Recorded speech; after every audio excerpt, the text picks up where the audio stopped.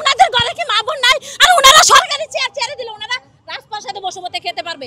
আমাদের চাকরি চলে কেন আমরা রাস্তায় ভিক্ষা করে খেতে পারবো না? কারণ আমাদের হাত পা আল্লাহ দিছে। বলবো উনি রাস্তায় ভিক্ষা করে খায় কেন? উনি কাজ করে খেতে পারে না? পুরুষ মানুষ আমাদের থেকে বাজে ইঙ্গিত দিবে কেন? আমরা চাকরি ছাড়া এখান থেকে যাবো না। মোট কথা হইলো এটা। আমরা এখানে আজকে মরণের আবেদন নিয়ে আসছি। ওনারা যদি লাঠি একটা দেয় আমরা বুক পেতে দিব। আমাদের যদি দিতে মনে চায় আমাদেরকে দিবে, আমরা তারপরে সামনে আগাবো। দেখি আমাদের কি আছে। কিন্তু মরার আগে থানায় লিখে দিয়ে যাব আমাদের যদি এখানে একটা জনবলের কোনো ক্ষয়ক্ষতি হয় সেটার দায় দায়িত্ব প্রধান উপদেষ্টার। আমাদেরকে বলে যে আপনারা চাকরি করবেন কেন? আপনারা ব্যবসা করে খান, লোন নিয়ে খান। এনজিও গুলো তো উনার বাবা দিয়ে গেছে, তাই জন্য সে আমাদেরকে এনজিও থেকে লোন। আরে এনজিও থেকে লাভ নিবে না?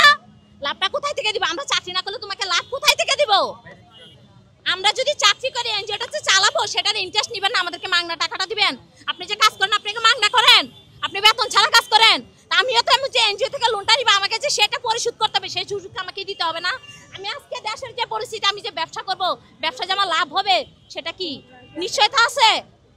আমি যেখানে বসি সেখানে ট্যাক্স দিতে হয়, আমি যেখানে যাই সেখানে একটা কথা বলতে হয়। আমি ওইখানে গেলে বাজে ইঙ্গিত কথা। আমি একটা মহিলা মানুষ, কিভাবে আমি ব্যবসা করবো? আমাকে বুঝান, আমাকে দেখায় দেন, রাস্তাঘাট দেখায় দেন, ওনারা বলুক। আমরা চাচ্ছি আমাদের চাকরি স্থির করে দাও। আমাদের চাকরি পূর্ণ বহাল ছাড়া আমরা রাজপথ ছাড়বো না। রাজপথ ছাড়বো না।